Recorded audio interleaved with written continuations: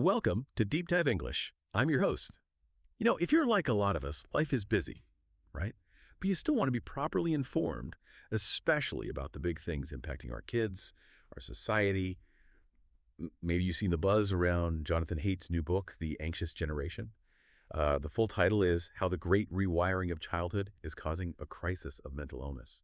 And you probably thought, yeah, I should really read that. But, well, finding time for 400 pages, it's tough.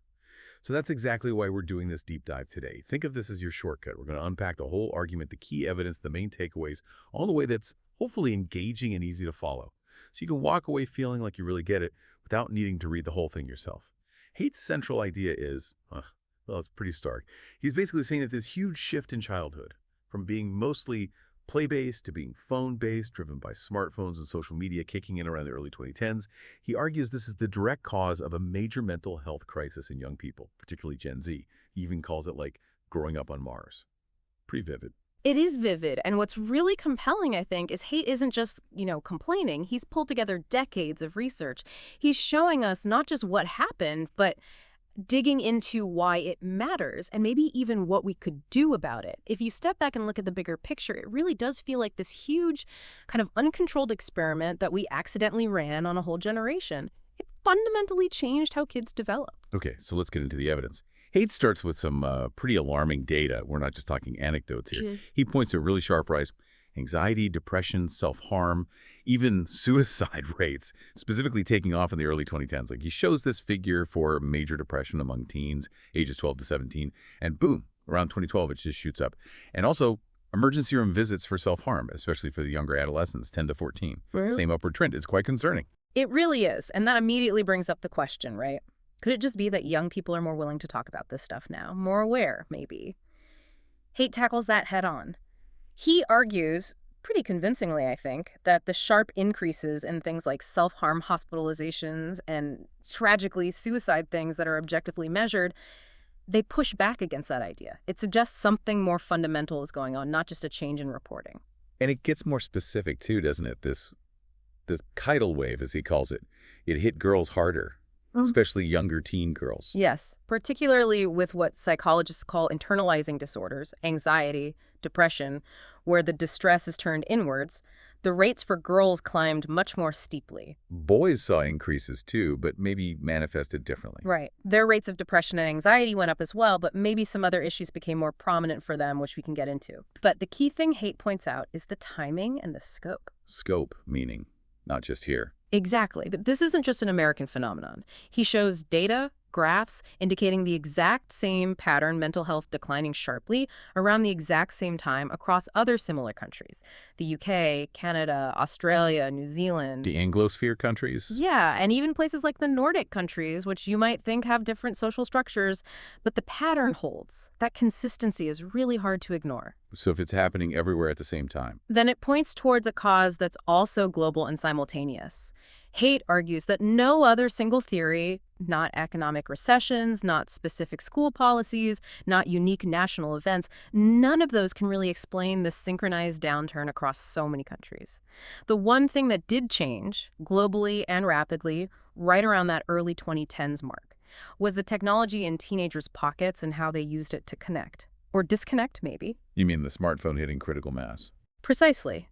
You had the iPhone launch in 2007, high-speed internet becoming more widespread, and then social media platforms introducing things like the like button, the retweet button, around 2009. That created this new, hyper-viral, constantly connected environment that teens suddenly inhabited. Okay, so to really grasp why that technological shift was so damaging, Haidt argues we need to understand what childhood is actually for, evolutionarily speaking. Right. He makes the case that human childhood is exceptionally long for a reason. It's designed for cultural learning, adapting to our specific environment, not just physical growing up. Our brains are, he says, experience expectant. Meaning they need certain kinds of input, certain experiences, especially at certain ages, to develop properly. Exactly. And evolution gave us these strong drives to seek out those experiences. He focuses on three main ones: free play, attunement, and social learning. And these, he argues, are what got fundamentally disrupted. Let's unpack free play first. Yeah. He really emphasizes this isn't just kids messing around. It's vital work. Absolutely. Physical, unstructured, unsupervised play, especially play that involves a bit of risk, That's how kids learn crucial life skills. Managing risks, resolving their own conflicts, handling fear, negotiating. Basically, learning how to navigate the world safely by experiencing small bumps and scrapes. He has that great analogy about the trees in biosphere, too. Remember that? They grew tall, but they were weak and floppy because there was no wind inside the dome. Yep. They needed the stress of the wind to develop reaction wood to stand strong. And Haidt says our kids need that stress wood too, metaphorically speaking. They need challenges to develop resilience. He contrasts like those old metal merry-go-rounds that felt slightly perilous. Oh, yeah, I remember those. You really had to hang on. Right, you learned your limits. Versus today's playgrounds, which are often so risk-averse, so standardized, they don't offer the same developmental opportunities. It connects to that idea of anti-fragility, doesn't it? Things that actually get stronger from facing stress and disorder. Exactly. Risky play lets kids test their boundaries, overcome fears, build genuine competence. Smartphones, in this view, act as experience blockers. They keep kids from having those necessary real-world, play-based learning experiences. The wind is missing. Okay, then the second pillar, attunement. What's that about? Attunement is that deep synchronous connection between people. Think about a parent and baby, mirroring expressions, vocalizations, that back and forth rhythm. It's about being fully present and responsive to each other in real time. And online interaction isn't like that. Well, a lot of social media is asynchronous, right? You post, wait for likes, it's performative, you're curating an image. It inhibits that deep, mutual, real-time tuning in. Haidt suggests heavy users end up kind of starving for social connection even when they're constantly online. It's a different quality of interaction. And the third one, social learning. How does technology mess with that? So, social learning is our innate tendency to learn by copying others. We tend to copy people who seem successful or prestigious. That's prestige bias. And we tend to copy what most other people are doing, conformist bias. These are powerful evolutionary tools for learning cultural norms. Okay, makes sense. But social media hijacks these. Instead of learning from local role models, parents, teachers, older kids, and the community children are suddenly exposed to global, algorithmically selected influencers. These influencers often present extreme versions of success or behavior. And this leads to that audience capture idea. Yeah, where the influencers themselves and the kids watching become more extreme versions of whatever the online audience rewards with likes and shares. It distorts the learning process. And this hit Gen Z right during that critical window for cultural learning, roughly ages 9 to 15. That's when their brains were primed for this, and they were doing it via smartphones. But Haidt says it wasn't just the tech arriving in the 2010s. There was a groundwork laid earlier, wasn't there? This rise in parental fear. Yes. He argues the stage was set by increasing safetyism starting back in the 1990s. Remember the whole stranger danger panic, often fueled by media stories? It led parents to shift, he says, from raising kids in discover mode, exploring, seeking opportunities to defend mode, constantly scanning for threats. And this involved concept creep, like the meaning of safety itself expanding. Right. It expanded from purely physical safety, don't get hit by a car, to include emotional safety, avoiding discomfort, avoiding offense. Safetyism is when safety becomes this sacred, non-negotiable value where you're unwilling to make any trade-offs, even for important things like independence or resilience. He uses that striking example of the mom who got in trouble for letting her, 9-year-old son walk home alone, something that used to be totally normal. Exactly. It shows how standard childhood independence started being viewed as potentially neglectful or dangerous, creating this climate of overprotection. And so what happens when this overprotected generation hits puberty? It's a huge period of change, too. A massive period of brain rewiring, second only to infancy.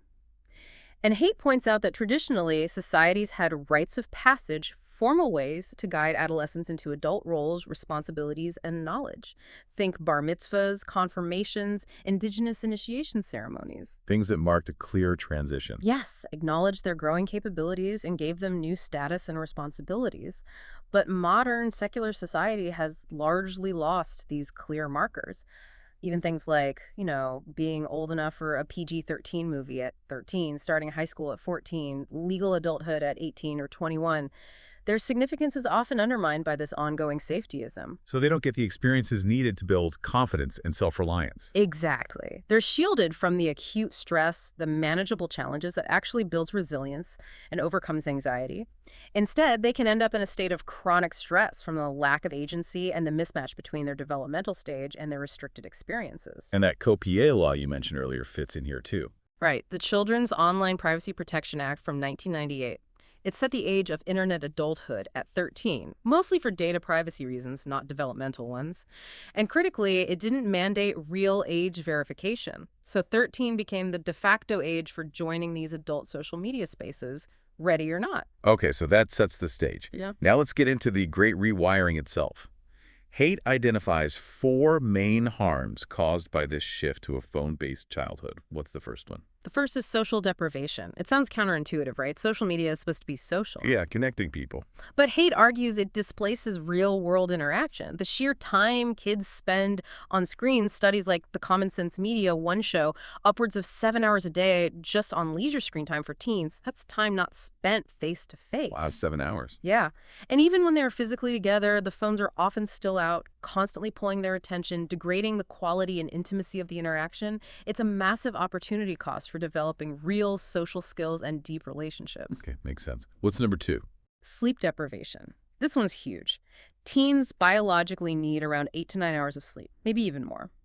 But since about 2013, the data shows a steady increase in the percentage of teens getting less than 7 hours. And that's linked directly to phones. Very strongly linked, especially having phones in the bedroom at night.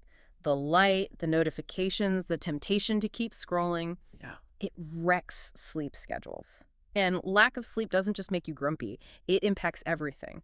Mood regulation, immune function, learning, even weight. Right. Okay, third harm. Attention fragmentation.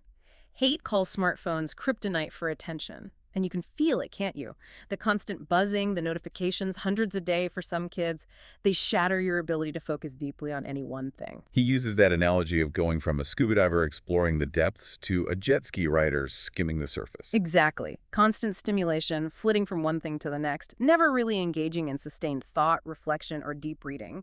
He suggests this might even hinder the development of executive functions, like planning and impulse control, which rely on focused attention. And the fourth foundational harm, this one sounds serious, addiction. Yes. And Haidt is clear, drawing on addiction experts like Dr. Anna Lemke, that these apps aren't accidentally addictive. They are designed to be. They use techniques like variable ratio reinforcement schedules, the same principle that makes slot machines so compelling. Like you never know when you'll get the reward, the like, the notifications, so you keep checking. Precisely. It creates these constant little dopamine hits that wear a path in the brain, making you crave more. Lemke calls the smartphone the modern-day hypodermic needle, delivering digital dopamine 204/7. It basically rewires the brain's reward system, potentially making normal, real-world interactions feel less satisfying. Okay, so those are the 4 big harms affecting everyone. But you mentioned earlier the impact looks different for girls versus boys. Yes, significantly different in many ways, although the underlying issues are related. For girls, research shows they tend to spend more time on social media, especially visually focused platforms like Instagram, TikTok. Which leads to more comparison. Intense social comparison, yeah. And what Haidt calls socially prescribed perfectionism, this immense pressure to look perfect, act perfect, live up to these often digitally altered, impossible standards. Think about beauty filters, curated feeds. Right. And how does aggression show up differently online for girls? Their aggression tends to be more relational, undermining social standing, spreading rumors, cyberbullying, damaging reputations. They also seem more vulnerable to emotional contagion online, catching moods or anxieties from their network, and potentially even these sociogenic illnesses he discusses. What are those again? Things like clusters of sudden onset tics, or maybe even some patterns seen in gender dysphoria diagnoses, where social influence seems to play a significant role in the spread, alongside other factors. It's complex, but the social element online seems potent. And tragically, younger girls also face much higher risks of online sexual harassment and exploitation from adult men. That's deeply troubling. And for boys, what are the specific issues Haidt highlights? Boys often get drawn into the virtual world differently, maybe more through video games and pornography. They might find a sense of agency, competence, or even camaraderie there that they feel is lacking in the real world. Leading to that failure to launch issue. It can contribute, yeah. The NEET phenomenon, not in education, employment, or training, is more common among young men.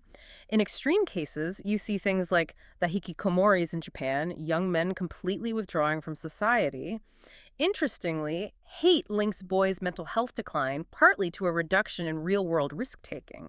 Injury rates from accidents have gone down, suggesting they're doing less physically adventurous stuff. So less stress would again. Perhaps. Yeah. And then there's the impact of easily accessible, often hardcore pornography during crucial developmental periods. Haidt argues this can distort sexual development and expectations, making real-world intimacy more difficult. Video games might offer community, but those bonds are often weaker, more transient than real friendships, contributing to loneliness and maybe a sense of meaninglessness. It's a pretty bleak picture across the board. Beyond the psychological harm, Haidt talks about something deeper: spiritual degradation.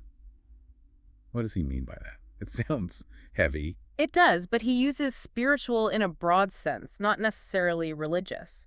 He means things that pull us downward, away from reflection, compassion, connection to things larger than ourselves, connection to the physical world, connection to deeper meaning. Okay.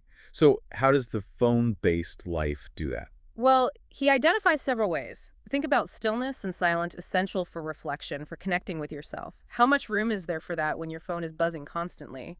Or self-transcendence, losing yourself in something bigger, whether it's nature, art, community. Social media tends to do the opposite. It feeds the ego, focuses on the self, the performance. And things like awe. Yeah, that's a big one. Awe is crucial for well-being, feeling connected to something vast. But we often experience beauty through screen now, right? We rush to photograph the sunset instead of just experiencing it.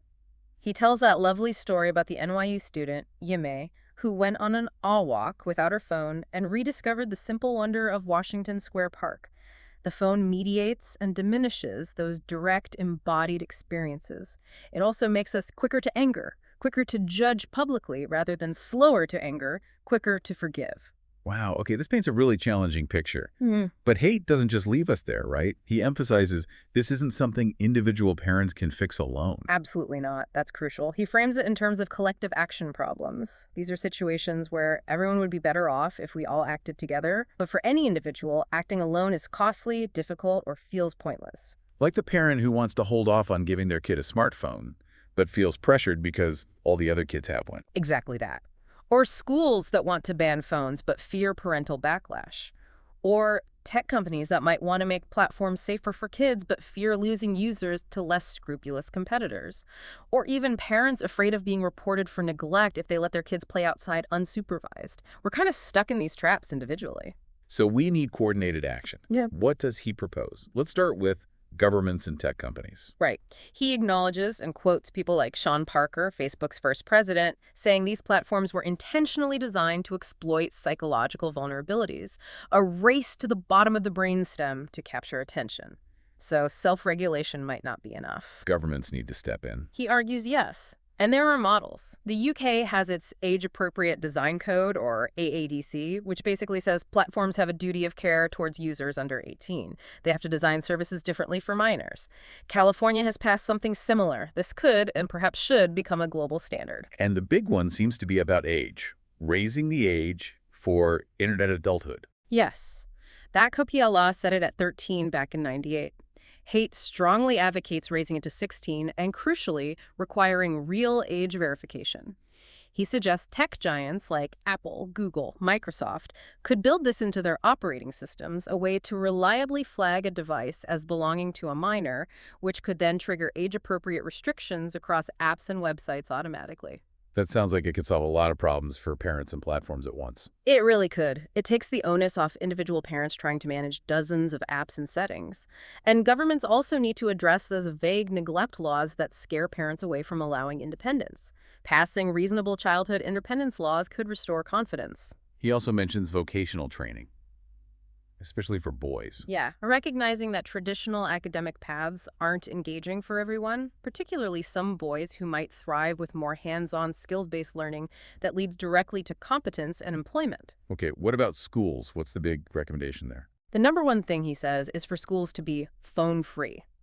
Completely. Not just in classrooms, but during lunch, recess, hallways. Really? A total ban. He makes a strong case. He shares examples like Mountain Middle School, where banning phones transformed the social atmosphere almost overnight. Hallways went from kids glued to screens, like zombies, he says, to kids actually talking, interacting, making eye contact. Academic focus improves too. UNESCO is actually calling for a global ban in schools. It's interesting that many tech execs reportedly send their own kids to screen-free schools. It is telling, isn't it? Beyond banning phones, schools need to bring back unsupervised play. Much more recess time. The U.S. average is apparently shockingly low, like 27 minutes. Federal prisoners get more guaranteed outdoor time. Wow, that puts it in perspective. Right. And better playgrounds, too. Not necessarily more expensive, but ones with loose parts, tires, wood, sandbags, or natural elements. Things kids can manipulate, build with, collaborate on. These promote agency, problem solving, and social skills. Studies from places like New Zealand suggest that fewer playground rules can even lead to less bullying as kids learn to negotiate themselves. And that Let Grow project, what was that again? Oh, yeah, that's a great initiative.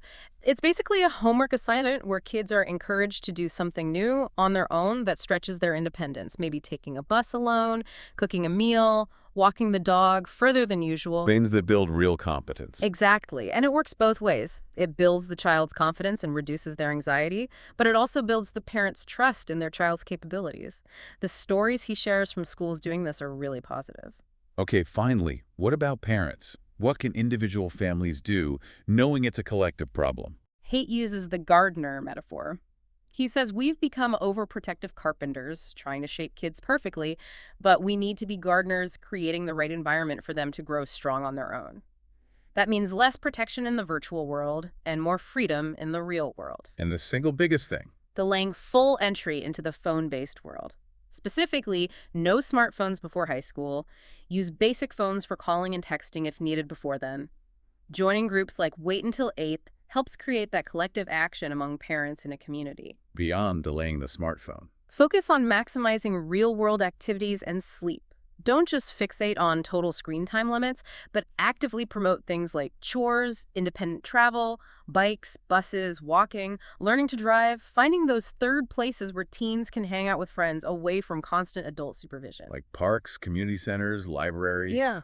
Maybe institute a weekly digital Sabbath where the whole family disconnects. Plan screen-free vacations. And be vigilant for signs of problematic use or addiction in your kids. And crucially, model good behavior ourselves, right? Absolutely. Our kids see our habits. Talk openly with preteens about online risks, privacy, algorithms, and maybe consider things like a gap year before college, for older teens a chance to build real-world skills and maturity before the next big step. That story about Max learning to navigate the subway alone to get to the U.S. Open, that's a perfect example of earned independence building real confidence. So wrapping up, the core message of the anxious generation seems to be about bringing childhood back to Earth. Well, We send them to Mars, metaphorically, and we need to bring them back. that's it. And the path back involves those 4 key reforms. No smartphones before high school, phone-free schools, much more independence and unsupervised play in the real world, and more real-world responsibility. And Haidt's call to action is simple: speak up and link up. Yeah, talk about this. Share the information with other parents, teachers, school boards, even politicians. Join or form groups to coordinate action, whether it's Wait Until 8th or supporting youth movements like Design It For Us. Collective action starts with conversation and connection. It feels like a solvable problem if we act together. Haidt certainly believes so. And thinking about this, if our brains really are experience expectant, needing certain real-world inputs, it makes you wonder, doesn't it? As technology gets even more immersive, more integrated AI, VR, or whatever comes next, what subtle, essential human experiences might future tech inadvertently block or distort? And maybe more importantly, how can we be more intentional now about designing kids' environments, both digital and physical, to ensure they got the rich, embodied, real-world experiences they need, not just to cope, but to truly flourish? What do you think is the most vital first step we need to take?